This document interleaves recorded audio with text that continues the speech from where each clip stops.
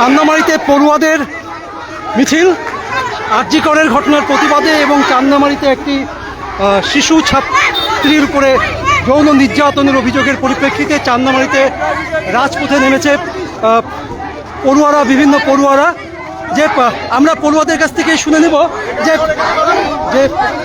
আমরা পড়ুয়াদের কাছ থেকে শুনে নেব যে কেন এই মিছিল, যে কিসের জন্য মিছিল আজকে তোমরা করছো।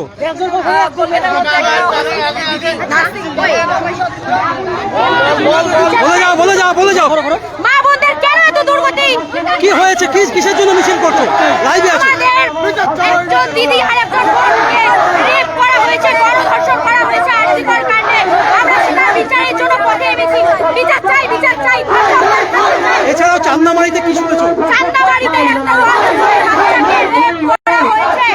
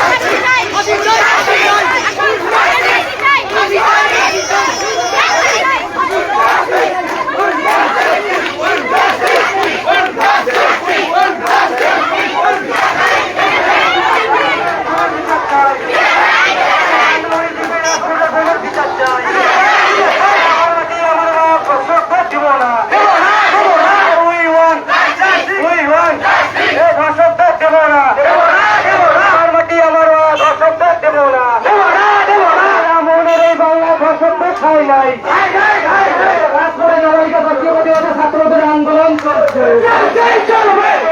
নাবালিকা ধর্ষণের প্রতিবাদে আন্দোলন চলছে। রাজপুরে নাবালিকা ধর্ষণের প্রতিবাদে ছাত্র সমাজ